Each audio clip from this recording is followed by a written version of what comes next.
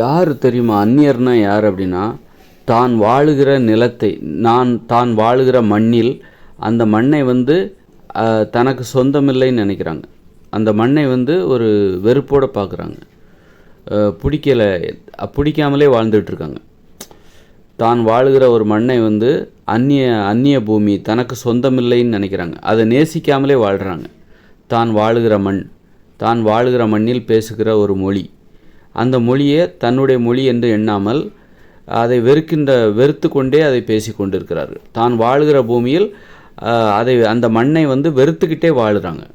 அந்த மண்ணின் மீது வெறுப்பை வெளிப்படுத்தி கொண்டே வாழ்ந்து கொண்டிருக்கிறார்கள். வெறுப்போடு வாழ்கிறவர்கள், அதாவது தான் வாழுகிற மண்ணை நேசிக்காமல் வெறுப்போடு வாழ்கிறவர்கள், வெறுத்து கொண்டு வாழ்கிறவர்கள், அவர்கள் தான் அந்நியர்கள். அந்நியர்கள்னால் யாருன்னா, அவர்கள் வாழுகிற மண்ணை வெறுத்து கொண்டே வாழ்வார்கள். அவர்கள் பேசுகிற அந்த மக்கள் பேசுகிற மொழியை வந்து வெறுத்து கொண்டே பேசி கொண்டிருப்பார்கள். அங்கு வாழ்கிற மக்களை, அந்த மண்ணில் வாழுகிற மக்களை வந்து வெறுத்து கொண்டே அவர்களிடம் பழகி கொண்டிருப்பார்கள். வெறுப்பை மனசில் வச்சுக்கிட்டே பழகுவாங்க. நேசிக்காமலேயே அவர்கள் ஒரு நாட்டில் வாழ்கிறாங்க அப்படின்னா அவர்கள் நேசிக்கவே மாட்டாங்க. நேசிக்காமலே அந்த நாட்டில் வாழ்ந்துட்டு இருப்பாங்க. இவர்கள் தான் அந்நியர்கள்.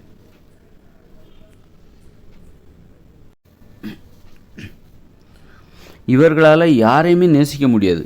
இவங்க நினைப்பாங்க, நம்ம வந்து அமெரிக்காவுக்கு போயிட்டாக்கா அங்கே உள்ள மக்களை நாம் நேசிக்க ஆரம்பிச்சிடுவோம். ஏன்னா அவங்க வந்து வெள்ளையாக இருக்காங்க, அவங்க இங்கிலீஷ் பேசுகிறாங்க, அதனால் அவங்கள நாம் நேசிக்க முடியும். இந்த மக்கள் வந்து ஆங்கிலம் பேசலை, கருப்பாக இருக்காங்க, அதனால தான் இவங்க மேலே நமக்கு வெறுப்பு அப்படின்னு நினச்சிக்கிட்டு இருக்காங்க. அந்த அந்நியர்கள் இருக்காங்களே, அவங்க என்ன நினைக்கிறாங்க, இப்போ வந்து உதாரணத்துக்கு நம்ம வந்து பிராமணர்களே எடுத்துப்போம். அவங்க வந்து என்ன நினைக்கிறாங்க, இந்த மண்ணில் தான் வாழ்கிறாங்க, ஆயிரக்கணக்கான வருஷமாக வாழ்ந்துட்டுருக்காங்க. இந்த தமிழக மண், இந்திய மண்ணில் தான் வாழ்ந்துட்டுருக்காங்க. அவங்க என்ன பண்ணுறாங்கன்னா, தமிழ்நாட்டில் வாழ்ந்துக்கிட்டே அந்த மண்ணின் மீது வெறுப்பை உமிழ்கிறார்கள், வெறுப்பை வெளிப்படுத்துகிறார்கள். அந்த மண்ணை நேசிக்காமலே அவங்க ஆயிரக்கணக்கான வருஷம் வாழ்ந்துட்டுருக்காங்க. இந்த தமிழ் மண்ணை நேசிக்காமலேயே இந்த தமிழ் மண்ணின் மீது வெறுப்பை வெளிப்படுத்தி கொண்டு, இந்த தமிழ் மண்ணின் மீது ஒரு வெறுப்புணர்ச்சியை வெளிப்படுத்தி கொண்டு ஆயிரக்கணக்கான வருஷமாக வாழ்ந்துட்டுருக்காங்க. இந்த தமிழ் மீது ஒரு வெறுப்பை தமிழ் மொழியும் அவங்களுக்கு பிடிக்காது, இந்த மண்ணும் பிடிக்காது, இந்த மக்களையும் பிடிக்காது. ஆனால் அவங்க இங்கே தான் ஆயிரக்கணக்கான வருஷமாக வாழ்ந்துட்டுருக்காங்க. அதற்கு அவங்க ஒரு காரணம் சொல்லிப்பாங்க. இந்த மண் வந்து இப்படிப்பட்டது, ரொம்ப ஹீட்டாக இருக்குது, வெயில் அடிக்கும், மே மாதம், இந்த மக்கள் கருப்பாக இருப்பாங்க, இந்த தமிழ் மொழி வந்து அது நல்ல பாஷை இல்லை, இப்படி ஏதாவது ஒரு காரணம் அவங்க என்ன சொல்லிப்பாங்க. அப்போ வந்து அவங்களுக்கே சந்தேகம் வரும், அப்போ உண்மையிலே அப்போ நாம் யாரை தான் நேசிப்போம்? அமெரிக்கானா நமக்கு பிடிக்கும், அங்குள்ள மக்களை பிடிக்கும், அவங்க வந்து வெள்ளையாக இருப்பாங்க, அவங்க வந்து ஆங்கிலம் பேசுவாங்க, அந்த பூமி வந்து குளிர்ச்சியாக இருக்கும், அதனால் அமெரிக்காவுக்கு போகிறோன்னா அங்கே நம்ம மக்களை நேசிக்க ஆரம்பிச்சிரும் அப்படின்னு நினச்சிட்டு யார், இந்த பிராமணர்கள் நினைப்பாங்க.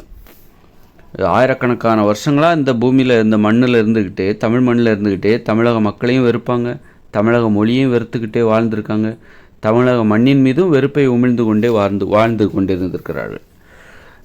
அப்படி ஒரு அவங்களுக்கே ஒரு சந்தேகம் வந்துடும், அப்போ நம்ம யாரை தான் நேசிப்போம்?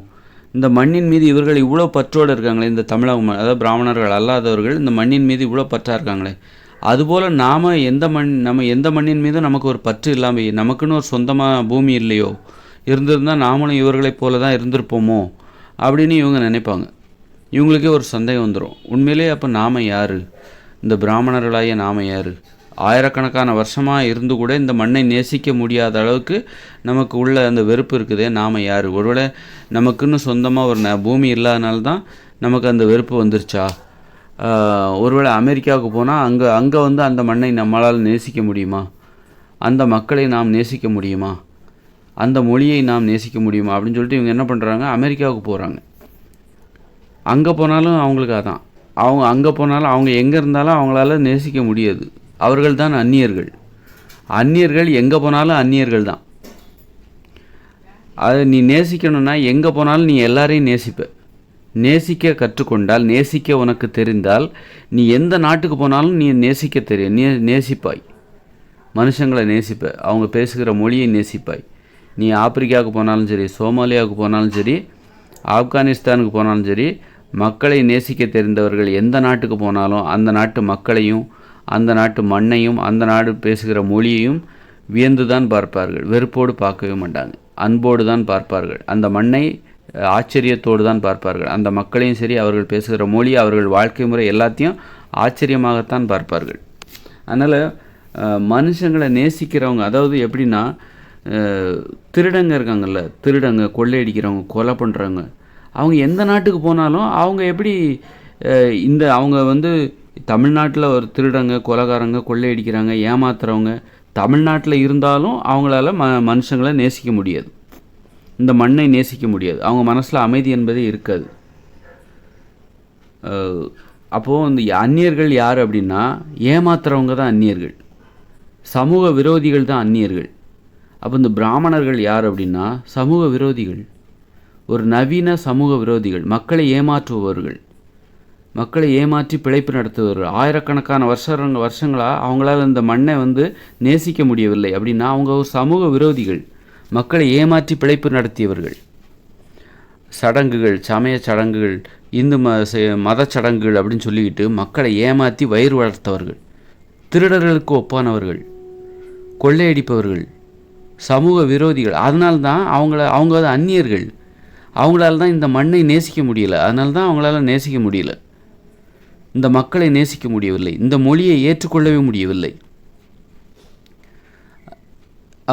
அதனால தான் அவங்க எந்த நாட்டுக்கு போனாலும் அவங்களால அந்த எந்த நாட்டையுமே நேசிக்க முடியாது, எந்த மக்களையுமே நேசிக்க முடியாது, எந்த நாட்டுக்கு போனாலும் சரி.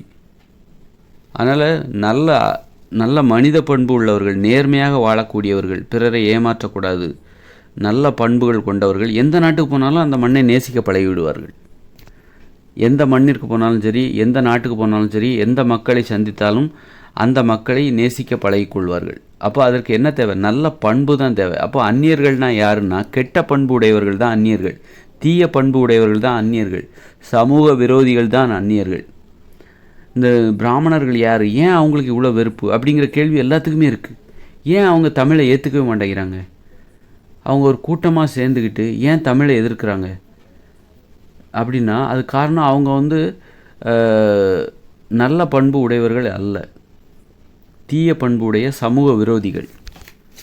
அதாவது அதில் நல்லவங்களும் இருக்காங்களாம், கெட்டவங்களாம். நான் பெரும்பான்மையானவர்களை சொல்கிறேன். பிராமணர்கள்னால் அவங்களுக்கு ஒரு அடையாளம் இருக்குது, ஒரு கூட்டாக அவங்க இப்படித்தான் இருப்பாங்க, அவங்களுடைய சித்தாந்தம் இப்படி தான் இருக்குது, அவங்களுடைய மத வழிபாடு, பூசாரியாக இருக்கிறது, அப்புறம் சடங்குகளை செய்கிறது, இந்த மாதிரியெல்லாம் வழக்கங்கள்லாம் இருக்குல்ல, இது அது சமூக விரோதி, மக்களை ஏமாத்துறாங்க. அந்த தொழிலை யார் செஞ்சாலும் சரி, அதாவது அவங்கள மாதிரி சடங்குகளை எந்த சாதியை சேர்ந்தவங்க செஞ்சாலும் சரி அவங்க சமூக விரோதி தான்.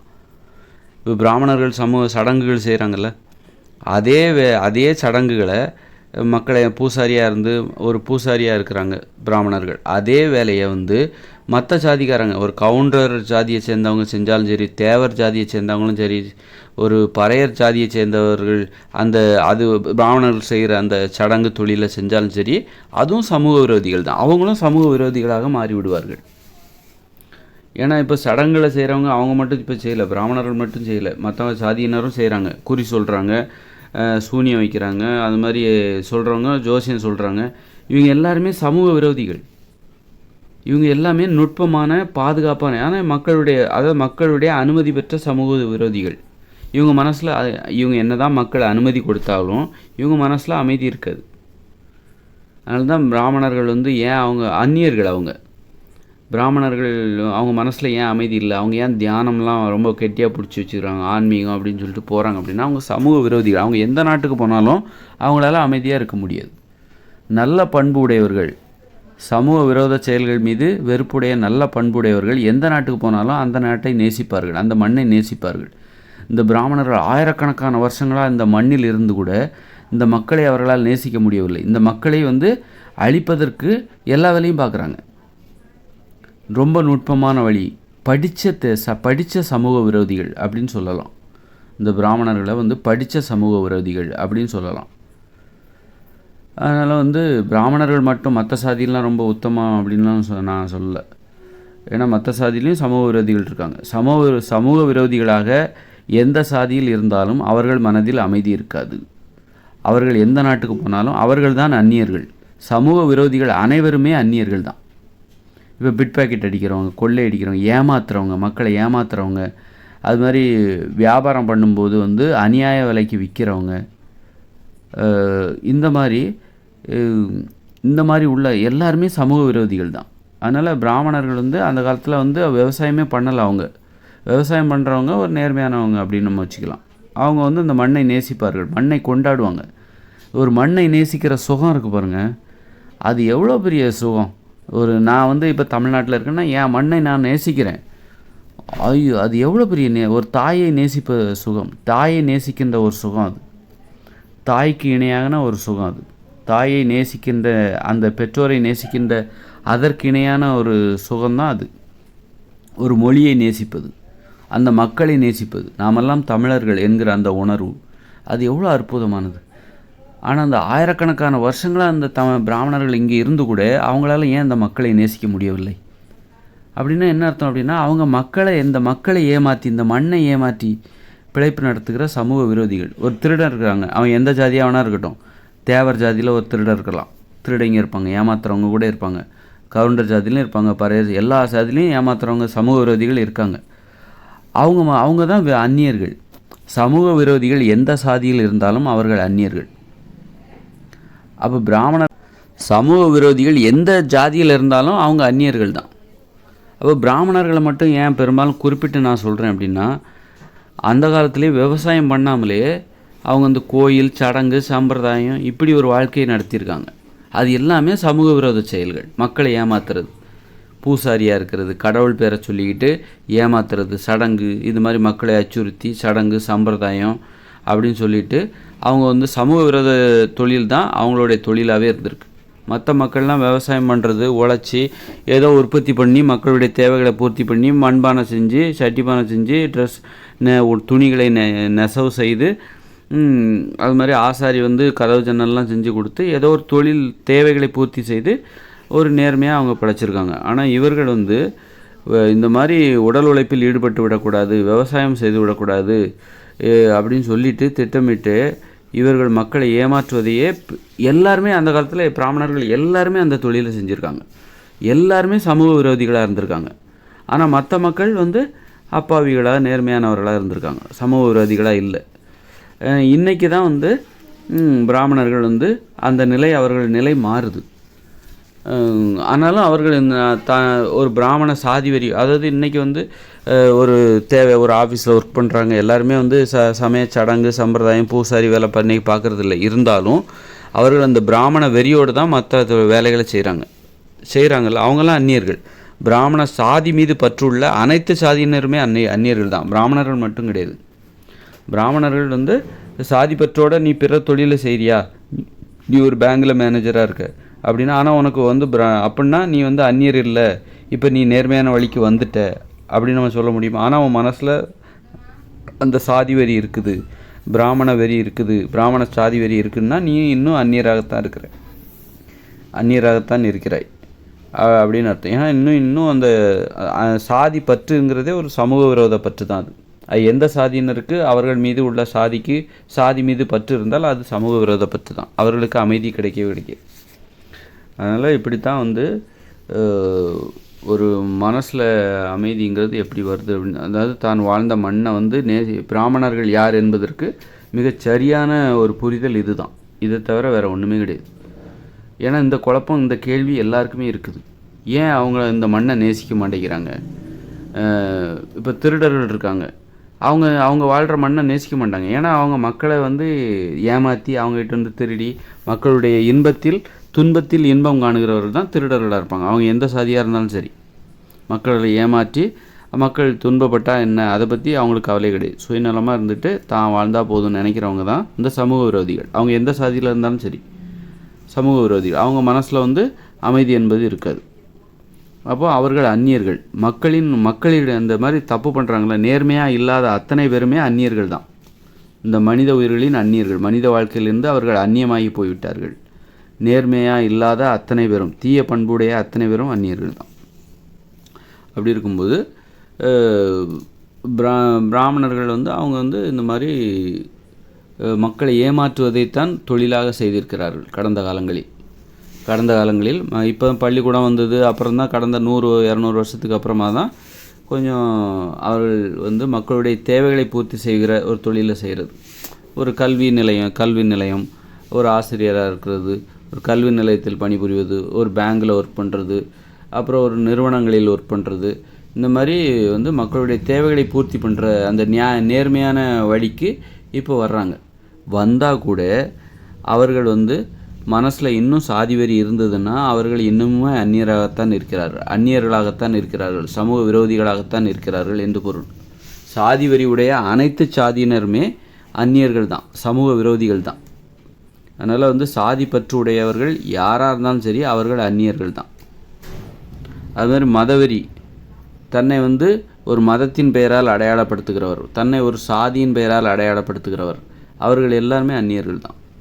யார் அந்நியர் இல்லை அப்படின்னா, தன்னை மனிதத்தன்மையோடு உணர்கிறவர், தன்னை சாதியின் பெயரால் அடையாளம் காட்டப்படுவதை விரும்பாத ஒருத்தர், மதத்தின் பெயரால் தன்னை அடையாளம் காட்டப்படுவதை விரும்பாத ஒருத்தர், மத அடையாளங்களை விரும்பாத ஒருத்தர், சாதி அடையாளங்களை விரும்பாத ஒருத்தர், அவர் தான் அந்நியர் கிடையாது. நல்ல நேர்மையாகவும் இருக்கணும், நேர்மையானவராகவும் இருக்கணும். அவர் தான் வந்து அந்நியர் அல்லாதவர் அப்படின்னு நம்ம எடுத்துக்கணும். அப்படிப்பட்டவங்க வந்து ஒருவேளை இந்த பிராமண சமூகத்தில் யாராவது நிறைய பேர் இருப்பாங்க, அந்த மாதிரி ஆட்கள், சாதியே பிடிக்காதவர் கூட அந்த பிராமண சமூகத்தில் இருப்பார்கள். அவர்களுக்கு சாதி பிடிக்காது, பிராமணர் என்று தன்னை அடையாளப்படுத்துவது பிடிக்காமலும் இருக்கலாம். ஆனால் பெரும்பான்மையானவர்கள் எப்படி இருக்கிறார்கள் என்பதை வைத்து அவர்களை நாம் அடையாளப்படுத்துகிறோம் அந்நியர்கள் என. ஆனால் ஆயிரக்கணக்கான வருஷங்களாக இந்த பிராமணர்கள் வந்து இந்த தமிழ் மக்களை வந்து, அல்லது பிராமணர்கள் அல்லாதவர்களை வந்து அவங்க தமிழ் மக்களை எதிரியாக தான் பார்த்துருக்காங்க, தமிழ் மண்ணையும் தமிழ் மொழியையும் எதிரியாக தான் பார்த்துருக்காங்க. ஆனால் தமிழக மக்கள் எப்படி பார்த்துருக்காங்க அப்படின்னா, இந்த பிராமணர்கள் எப்படி பார்த்துருக்காங்கன்னா அப்படி பார்க்கல, எதிரியாக பார்க்கல. அதுதான் வந்து பிராமணர்கள் ஏன் இவ்வளோ சமூக விரோத செயல்களில் ஈடுபட்டால் கூட அவங்க ஏன் இவ்வளோ பாதுகாப்பாக இருக்காங்க அப்படின்னா, பிராமணர்கள் தான் இந்த மக்களை எதிரியாக பார்த்தாங்க, அந்நியர்களாக பார்த்தாங்க. ஏன்னா பிராமணர்கள் தான் என்ன பண்ணாங்க, இந்த மண்ணை வந்து வெறுப்போடு பார்த்தாங்க, இந்த மக்களை வெறுப்போடு பார்த்தாங்க, இந்த மக்கள் பேசுகிற மொழியை வெறுப்போடு பார்த்தாங்க. இந்த மக்களை ஏமாற்றி பிழைப்பது தான் அவர்களுடைய வாழ்க்கை முறையாக இருந்திருக்கிறது. அதனால் இந்த மக்களை அவர்களால் நேசிக்கவே முடியலை. யார் பிராமணர்களால் இந்த மக்களை நேசிக்க முடியலை, இந்த மண்ணை நேசிக்க முடியலை, இந்த மக்கள் பேசுகிற மொழியை நேசிக்கவே முடியலை. ஏன்னா அவர்களுடைய அடிப்படையே இந்த மக்களை நேசித்தால் என்ன ஆகும்னா, இந்த மக்களை ஏமாற்ற முடியாது. இந்த மண்ணை நேசித்தால் என்ன ஆகும் அப்படின்னா, இந்த மண்ணை வந்து ஏமாற்ற முடியாது, மக்களை ஏமாற்றி பிழைக்க முடியாது. அதனால் வந்து அப்போ வந்து ஒருவேளை பிராமணர்கள் இந்த மண்ணை நேசித்தார்களே ஆனால், கடந்த காலங்களில் இந்த மக்களையும் நேசித்திருப்பார்களே ஆனால், இந்த மொழியையும் நேசித்திருப்பார்களே ஆனால், அப்போ அவங்க என்ன வேலை செஞ்சுருப்பாங்க கடந்த காலங்களில்? ஏதாவது விவசாயம் பார்த்துருக்கணும், அல்லது ஏதாவது சட்டிப்பானை செய்கிற தொழில் செஞ்சுருக்கணும், அல்லது ஒரு ஆசாரி செய்கிற தொழில் செஞ்சுருக்கணும். செஞ்சு மக்களுடைய தேவையை நேர்மையான வழியில் பூர்த்தி செய்து அதன் மூலம் வாழ்ந்திருக்க வேண்டும். இந்த அளவுக்கு மாற்றம், அப்போ தான் ஒரு பிராமணர் நேர்மையானவராக இருக்க முடியும். அவர் வந்து சமூக அந்நியராக இல்லாமல் இருக்க முடியும். தன்னுடைய தொழிலே மாற்றணும். தொழிலை மாற்றாமல் ஒருத்தன் திருடிக்கிட்டே இருக்கிறாங்க அப்படின்னா, அப்போ நான் எப்படி நல்லவராக முடியும்? நான் திருடிக்கிட்டே இருப்பேன், நான் நல்லவராகணும்னா எப்படி வாழ முடியும்? நான் மக்களை ஏமாற்றிக்கிட்டே இருப்பேன், ஆனால் நான் நல்லவராகணும்னா எப்படி? அப்போ மக்களை ஏமாத்துறதை நிறுத்திட்டு மக்களுக்கு ஏதாவது சேவை செய்கிற மாதிரியான ஒரு தொழிலை செஞ்சு அதன் மூலம் நீ உன்னுடைய வாழ்க்கையை நடத்து. அப்போ தான் நீ திருந்த முடியும். அப்போது அதுக்கு வாய்ப்பே இல்லாமல் பிராமணர்கள் ஒரு வாழ்க்கை வாழ்ந்துகிட்டே வந்திருக்காங்க கடந்த காலங்களில். அவங்க வந்து அதனால தான் அவங்க திருந்துறதுக்கு வாய்ப்பு இல்லாமல் போச்சு. அவங்க ஏன் திருந்துறதுக்கு வாய்ப்பு இல்லைன்னா, அவங்க திருந்தணும் அப்படின்னா அவங்க செய்கிற தொழிலை நிறுத்தணும். முதல்ல அந்த தொழிலை நிறுத்திட்டு நீ ஒரு கட்டடம் கட்டுற தொழில் செய்யலாம், அல்லது வந்து ஒரு கோயில் இந்த சிற்பம் செய்கிற தொழிலை செய்யலாம், விவசாயம் செய்கிற தொழில் செய்யலாம். இப்படி மாற்று தொழில் செஞ்சு நீ வாழ்ந்திருக்க வேண்டும். அப்போ தான் பிராமணர்கள் திருந்தி இருப்பார்கள். ஆயிரக்கணக்கான வருஷமாக அவங்க ஏன் அப்படியே இருக்காங்க அப்படின்னா, அவர்கள் வந்து மக்களை ஏமாற்றி சமூக விரோத செயல்கள் அந்த வாழ்க்கையை வாழ்ந்திருக்காங்க, சமூக விரோத வாழ்க்கையை வாழ்ந்திருக்காங்க. அதனால தான் அவங்க திருந்தவே இல்லை. அவங்க எப்போதும் அவங்கன்னா அப்படி தான் இருப்பாங்க. அவங்க மாறவே முடியாது. மாறணும் அப்படின்னா அவங்க தொழிலை மாற்றி ஆகணும். ஒரு திருடர் வந்து நல்லவராக மாறணும்னா திருடரை நிறுத்தினா தானே அவர் நல்லவராக இருக்க முடியும். அப்போ மக்களை ஏமாற்றி வாழ்ந்து வருகிற அந்த பிராமணர்கள் எப்படி நல்லவராக ஆக முடியும்? அந்த செயலை நிறுத்தணும். முதல்ல இந்த சடங்கு செய்கிறது, பூசாரியாக இருக்கிறது, இந்த மாதிரியான செயல்களை நிறுத்திட்டு வேறு ஏதாவது விவசாயம் பார்க்க போகணும். நல்லவராக மாறணுன்னா, ஒரு பிராமணர் நல்லவராக மாறணுன்னா கடந்த காலங்களில் அவர் வந்து வேற ஒரு தொழிலை செய்யணும். அந்த தொழில் அல்லாத வேற ஒரு தொழிலை செய்யணும். இன்றைக்கி வந்து பிராமணர்கள் நல்லவர்களாக மாறிட்டு இருக்காங்கன்னா என்ன அர்த்தம் அப்படின்னா, அவர்கள் அந்த மக்களை ஏமாற்றுகிற அந்த சமய சடங்கு சம்பிரதாயங்கள் இது போன்ற வேலைகளை செய்கிறத விடுறாங்கல்ல, அவங்க தான் நல்லவர்களாக மாற முடியும். பூசாரியாக இல்லாத பிராமணர்கள் அவர்கள் தான் நல்லவர்களாக மாறுவதற்கு வாய்ப்பு இருக்குது. இன்னமும் அந்த சமய சடங்கு பண்ணுறாங்கல்ல, அது மாதிரி பூசாரியாக இருக்காங்கல்ல, அவங்கெல்லாம் இன்னும் சமூக விரோதிகள் தான். அவர்கள் இன்னும் சமூக விரோதிகள் தான். அவர்கள் தான் அந்நியர்கள், தெளிவாக தெரிகிற அந்நியர்கள். இன்றைக்கி ஒரு பேங்கில் வேலை பார்க்குறாங்களோ சரி, ஒரு ஆசிரியராக வேலை பார்க்குறாங்களோ அல்லது ஒரு அரசியல்வாதியாகவோ ஒரு எம்எல்ஏவோ கலெக்டராகவோ வேலை பார்க்குற ஒரு பிராமணர் இருப்பாங்க, மருத்துவராக வேலை பார்க்குற ஒரு பிராமணர் இருப்பாங்க. அவங்க வந்து இன்றைக்கி வந்து இன்றைக்கி மாறி இருக்காங்கன்னு அர்த்தம். நல்லவர்களாக மாறுவதற்கு முயற்சி நடந்து கொண்டிருக்கிறது. அவர்கள் இப்பொழுது அந்நியர்கள். அவர்களை இன்னும் இப்போ நம்ம வந்து அந்நியர்கள்னு சொல்லக்கூடாது. அவர்கள் வந்து அந்நியர்கள் என்கிற அந்த நிலைப்பாட்டிலிருந்து, சமூக விரோத அந்த வாழ்க்கையிலிருந்து இப்போ அவங்க தங்களை வந்து மாற்றிக்கொண்டு திருத்தி கொண்டு வாழ்ந்து கொண்டிருக்கிறார்கள் நல்லவர்களாக. அப்படி இருக்கும்போது அவர்கள் இந்த மண்ணை நேசிப்பதற்கு வாய்ப்பு இருக்கிறது, இந்த மக்களை நேசிப்பதற்கு வாய்ப்பு இருக்குது, இந்த மொழியை நேசிப்பதற்கு வாய்ப்பு இருக்குது. அவர்கள் எங்கே போனாலும் மக்களை நேசிப்பதற்கு வாய்ப்பு இருக்குது. ஆனால் அந்த தொழிலை செஞ்சுக்கிட்டே நீ வந்து நல்லவராக ஆகவே முடியாது. இந்த சமய சடங்குகளை செய்கிறது, பூசாரியாக இருக்கிறது, அந்த மாதிரி மணியாட்டுறது, இந்த தொழிலை செஞ்சுக்கிட்டு நீ நல்லவராக இருக்கவே முடியாது. அவர்கள் எல்லோருமே சமூக விரோதிகள் தான். அவங்க எந்த பிராமண சாதியில் எந்த சாதியில் இருந்தாலும் அவங்க சமூக விரோதி தான். இப்போ அனைத்து சாதியினரும் அர்ச்சகராகலாம்னு சொல்கிறாங்களே, அது ஒரு மூட நம்பிக்கை தானே. மூட நம்பிக்கையை அடிப்படையாக கொண்டு நீ வந்து பிழைப்பாயானால் நீ எந்த சாதியை சேர்ந்தாலும் நீ அந்நியர் தான், நீ சமூக விரோதி தான், நீ திருடர் தான்.